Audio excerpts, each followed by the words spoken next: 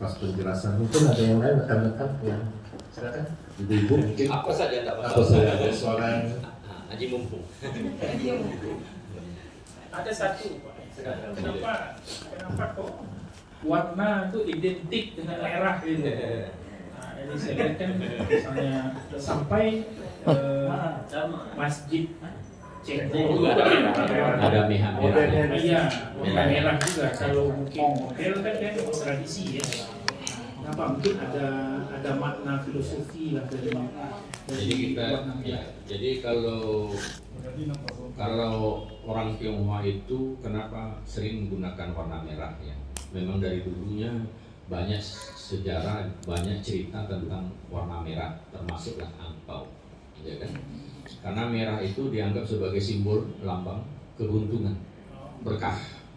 Nah, jadi kita akan mengenal yin dan yang. Kalau perayaan merah itu artinya kayak pernikahan, ulang tahun, ya. Kalau perayaan putih itu untuk kematian, yin dan yang. Nah, jadi kalau saking tua itu kain putih itu artinya meninggal, putih kembali, ya yin dan yang, atau hitam dan putih. Kalau putih itu adalah yang, hitam itu yin.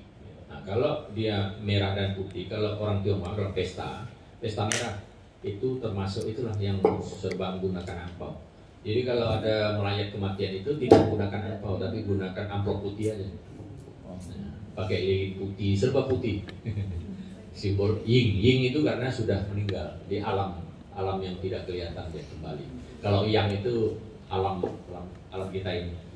Kalau yin itu seperti bulan kan tidak punya cahaya sendiri, dia dapat pantulan cahaya dari sinar matahari, maka matahari itu disebut yang, yin dan yang. Ya. Orang dalam agama Konghucu mengenal antara istilah yin dan yang.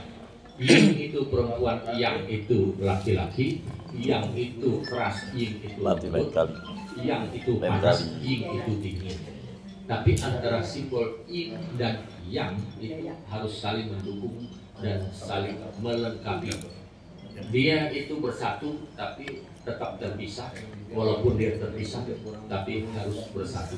Contoh, kalau laki-laki itu unsur yang, perempuan itu yin, dia harus disatukan dalam perkawinan, itu dalam satu keluarga. Tapi secara fisik tidak bisa menyatu, tapi disatukan dalam satu keluarga. Kayak kalau listrik positif dengan positif ada hidup deh. Ya kan? Yin dengan yin tidak bisa, tidak menghasilkan apa-apa. Tongkat sama tongkat. Kalau perempuan kawin perempuan kenapa tidak boleh? Kan tak menghasilkan apa-apa.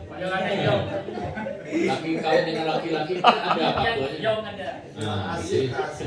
Jadi simbol yang itu harus diharmoni. Lalu dia ngaku yong. Jong lah jong.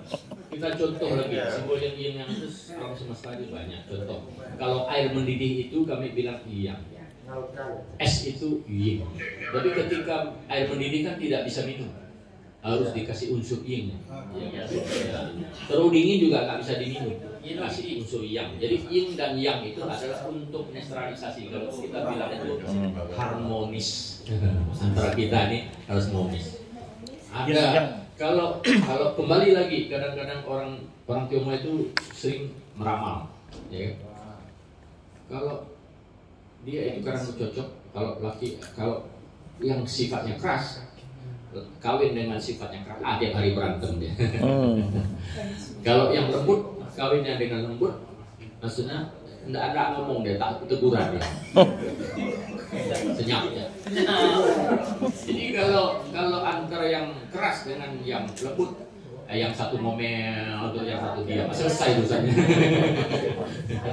Jadi kalau perempuan itu kan suka marah-marah ngomel, kalau laki-laki harus mendiam. Kalau dia juga ngomel, jadilah. Dia ngomong satu, dia ngomong 10. Dia siapa lebih lanjut. Ya, di dalam agama Konghucu itu ada ini dapat ada kalau kita kan ya kasta, aliran tidak ada. Konghucu tidak ada aliran satu. Tidak ada. Kalau tadi yang Bapak sebutkan yang ada apa tadi itu? Sarang. Oh, tahu. Itu maksudnya dalam ajaran Konghucu banyak kitabnya. Itu maksudnya yin yang. Artinya kita mempelajari ada kitab yin yang, ada namanya I Ching. Kitab penciptaan alam semesta. Sebetulnya yin yang itu penciptaan alam semesta. Artinya segala sesuatu yang ada di permukaan bumi ini oleh Tuhan diciptakan dengan berdasarkan dua unsur, yaitu unsur yin dan yang. Ya kan? Untuk keturunan kan perempuan laki-laki, yin dan yang. Matahari yang itu, bulan itu yin, keras. Itu kalau di dalam dunia nyata ini selalu dua, yin dan yang. Panjang lawannya pendek, tinggi rendah, tua muda, gemuk kurus, itu tidak ada istilah sedang. Kalau yang sedang ini karena kita ini kepayahan, ketika kita disuruh belanja nanti belikan yang sedangnya bingung gitu, yang sedang itu ya.